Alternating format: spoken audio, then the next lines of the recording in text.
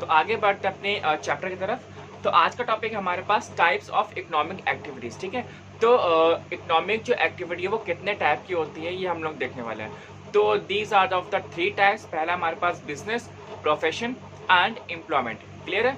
तो हम लोग एक एक करके डिस्कस करने वाले हैं कि what is the business, what is profession and what is employment. Clear है। तो हम लोग सबसे पहले बात करते हैं बिजनेस की। तो बिजनेस एक्चुअली में क्या है, तो इसको हम लोग एक एग्जाम्पल समझते हैं। सपोज करिए कि आपके पास पेन है जिससे आप लोग लिखते हैं। तो वो जो पेन है वो किसी एक कंपनी का होगा, जैसे कि मान लीजिए आपके पास रेनॉल्ड्स का पेन है।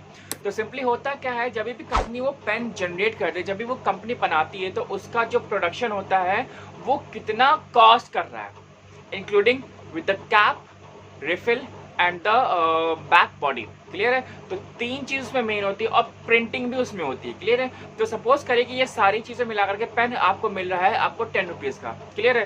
तो लेकिन कंपनी का जो प्रोडक्शन कॉस्ट है वो उस पेन को बनाने के लिए अराउंड 6 रुपीज का आ रहा है। क्लियर है। क्योंकि वो कोई सिर्फ एक पेन तो बना नहीं रही है, वो लाखों के पेन बना रही है। क्लियर है। वो लाखों यूनिट्स पेन बना रही है। तो इतना बड़ा मास में ये लोग प्रोडक्शन करते हैं, तो इसीलिए तो इनका जो सिंगल यूनिट का जो कॉस्ट होता है वो बहुत कम आ जाता है। क्लियर है। अब कंपनी को इसकी कॉस्टिंग आई है 6 रुपए की। Clear.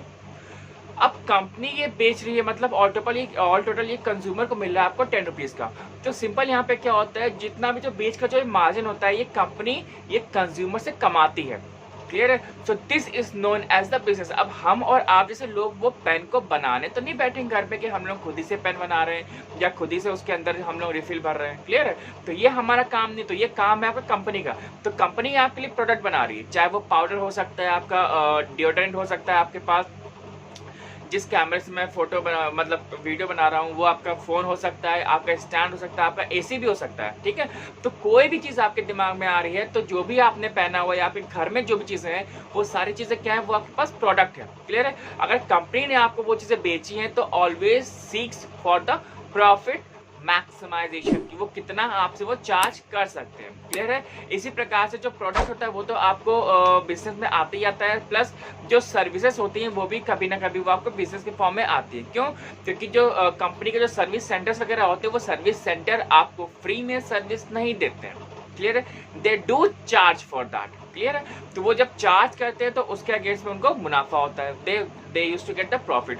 Clear. So this is all about the business, that कि कोई चीज अगर आपको कंपनी को एक पेन बनाने में कॉस्टिंग आ रही है 6 रुपए की, कस्टमर को वो बेच रहे हैं 10 रुपीज का, तो बीच का जो 4 रुपए का जो मुनाफा है वो किसके पास जा रहा है, वो कंपनी के पास जा रहा है। क्लियर है। और जितने भी जो मिडिल मैन है उसके बीच में वो उनके पास भी जा रहा है। क्लियर।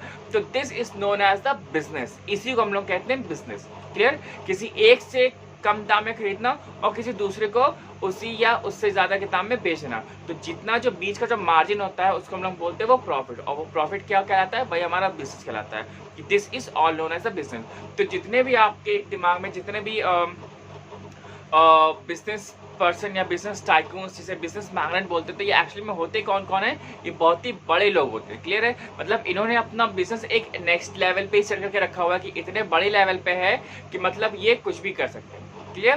दैट मीन्स अच्छा, जितने भी दुनिया में या जो कंट्री के जितने भी जो रिचेस्ट पर्सन होते हैं वो ऑलवेज क्या होते हैं, हमेशा एक एंटरप्रेन्योर होते हैं या बिजनेसमैन होते हैं। तो बिजनेसमैन करते हैं क्या एक्चुअली में, ठीक है। तो इनका जब प्रोडक्शन इतना ज्यादा होता है और ये अपना जो प्रोडक्ट होता है वो इतने बड़े लोग, इतने ज्यादा लोगों के पास ये अपना पहुंचा चुके होते हैं, कि अगर मान लीजिए कि आपका कोई भी एक प्रोडक्ट, अगर आप इंडिया में रह रहे हैं और किसी कोई एक इंसान से आप 1 रुपये भी कमा रहे हैं, तो अगर हर एक इंसान ने खरीद लिया तो आपके पास कितना आ गया, एक दिन में 100 करोड़ रुपए तो ऐसे ही आ गए।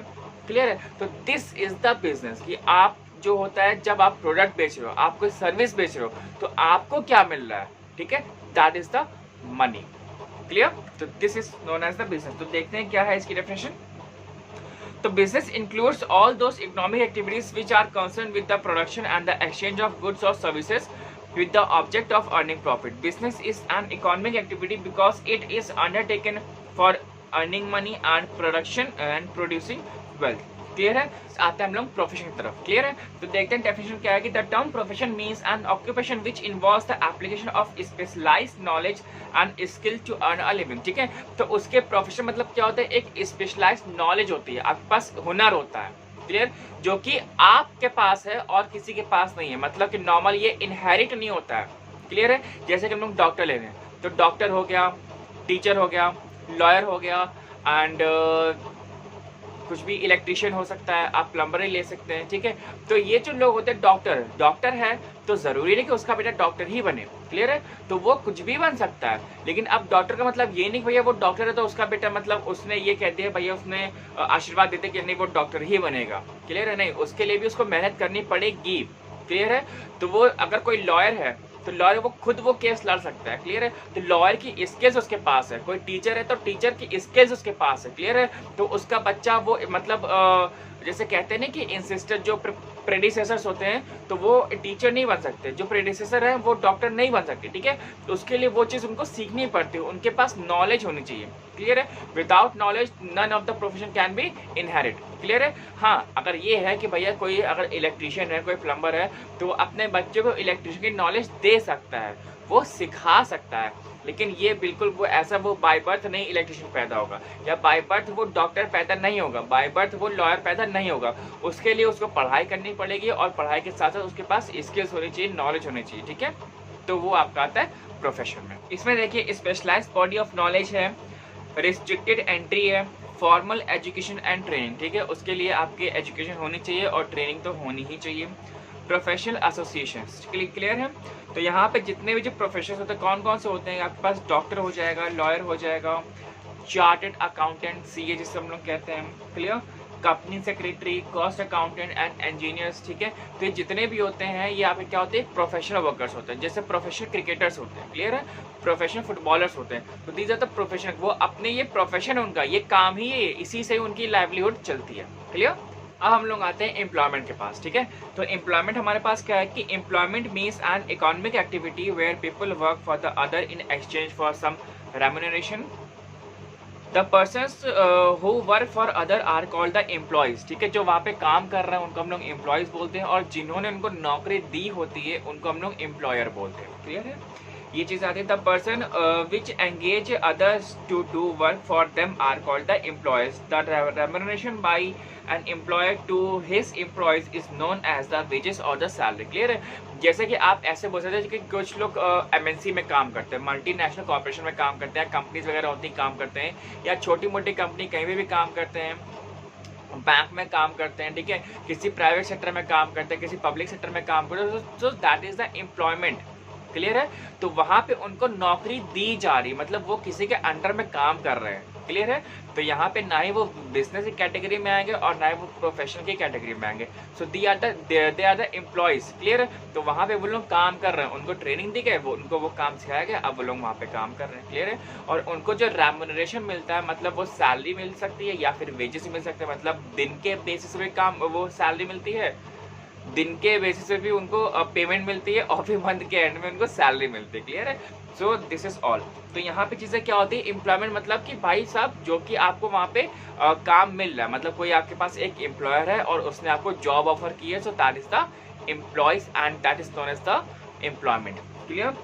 तो हम लोग यहाँ पे देख सकते हैं फीचर्स क्या क्या है। In employment a person works for others called the employer and employee provide personal services, ठीक है। तो वहाँ पे आप सर्विसेज कर रहे हैं, जैसे गूगल में बहुत लोग काम करते हैं, फेसबुक में लोग काम करते हैं, ठीक है, और जीमेल में लोग काम करते हैं, बहुत सारे जो अदर एप्लीकेशंस हैं या एमएनसीज हैं, आईटी सेक्टर्स हैं, तो वहाँ पे जितने भी लोग काम करते हैं, इंडिया में हो गया, अब्रॉड में हो गया, विदेश में कहीं पे भी काम कर रहे हैं पूरी दुनिया में, तो वो लोग क्या है, वो एम्प्लॉयज़ हैं, क्लियर है।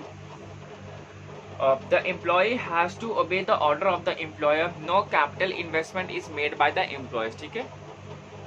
The employer gets wages or the salary for his or her service, ठीक है। अच्छा, यहाँ पे दिया हुआ एम्प्लॉयमेंट के सीन भी क्या है कि a teacher teaching is in a school or the college.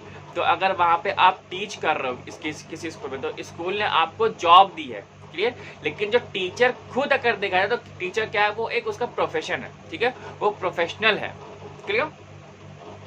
An engineer employed in the municipal corporation, an accountant working in the accounts department, a person working as the plant manager of a factory, clear है।